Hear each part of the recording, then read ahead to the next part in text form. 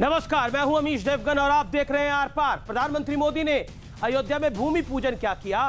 तमाम सियासी दल हिंदू वोट बैंक साधने में जुट गए और देश में श्री राम के बाद अब परशुराम के नाम पर सियासी जंग छिड़ गई है।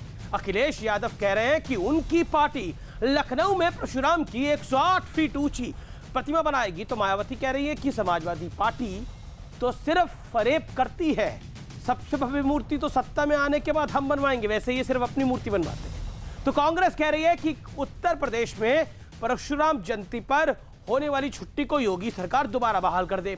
असल में परशुराम ब्राह्मण समाज की आस्था का एक बड़ा प्रतीक है, यानी साफ है कि हिंदू वोट बैंक सियासत की धुरी बन गई है। लेकिन सवाल यह है कि क्या ब्राह्मणों के नाम पर हिंदुओं के बीच एक बड़े बंटवारे की चाल खेली जा रही है? उधर ओवैसी कह रहे हैं कि सारे सेकुलर साथ आ जाओ और हिंदुत्व के खिलाफ खड़े हो जाओ, बीजेपी की सियासत को चुनौती दो। उधर मंदिर के मुद्दे पर कुछ लोगों का शर्मनाक चेहरा सामने आ गया है, आज हम उन्हें आर पार में एक्सपोज करेंगे। तो आज इसी पर होगी देश की सबसे बड़ी बहस, राम परशुराम और सेकुलर घमासान।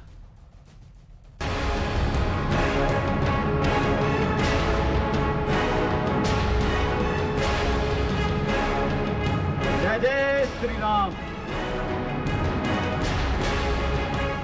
लगता है सियासत में नए युग की शुरुआत हो गई है, क्योंकि पहले अयोध्या में पीएम मोदी ने राम मंदिर के लिए भव्य भूमि पूजन किया और उसके बाद अखिलेश यादव, मायावती समेत पूरी कांग्रेस भगवान परशुराम को याद करने लगी। अखिलेश यादव की समाजवादी पार्टी लखनऊ में भगवान परशुराम की 108 फीट ऊंची प्रतिमा बनवाने की तैयारी शुरू कर चुकी है। खबर है कि समाजवादी पार्टी यूपी के हर जिले में भगवान परशुराम की प्रतिमा बनवाना चाहती है।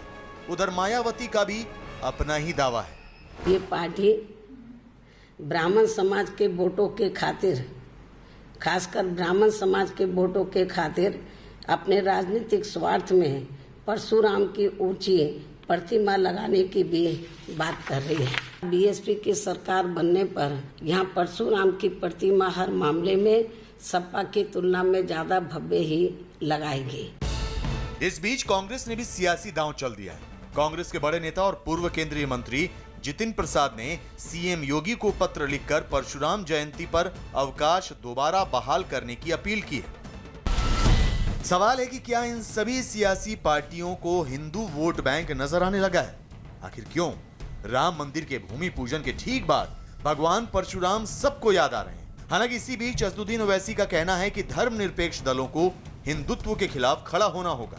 ओवैसी ने ट्वीट किया है, सेकुलर पार्टियां एक तरफ तो मुस्लिम विरोधी रुख नहीं अपना सकती और दूसरी तरफ हमारी पूरी निष्ठा की अपेक्षा करती हैं। सेकुलर पार्टियों को हिंदुत्व के खिलाफ खड़े होकर बीजेपी की रणनीति को चुनौती देनी होगी। धर्मनिरपेक्ष दलों की बौद्धिक बेईमानी हिंदुत्व को मजबूत करेगी। उधर मंदिर के मुद्दे पर उर्दू के मशहूर शायर मुनव्वर राणा अलग ही आग उगल रहे हैं, सुप्रीम कोर्ट पर सवाल उठा रहे हैं।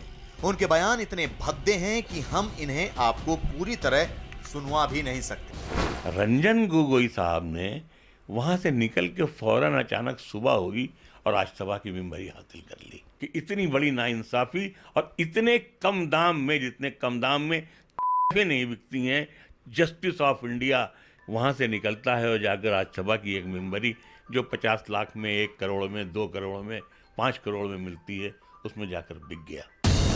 लेकिन सवाल है कि क्या वाकई सियासी पार्टियों का हिंदुत्व प्रेम जाग गया है या फिर अब परशुराम के जरिए हिंदू वोट बैंक साधा जा रहा है? आज इसी पर होगी देश की सबसे बड़ी बहस, राम परशुराम और सेक्युलर घमासान। और अब विश्लेषण सुनिए, हिंदू हित पर वोट के सौदे का विश्लेषण। बीजेपी की चुनौती से सब हिंदुत्व की तरफ भागने को मजबूर हुए हैं। ज्यादातर पार्टियों ने कभी नहीं कहा कि अयोध्या में मंदिर बने, खुलकर तो कभी भी नहीं बोला। मायावती का सियासी समीकरण मुस्लिम दलित एमडी कहा जाता है।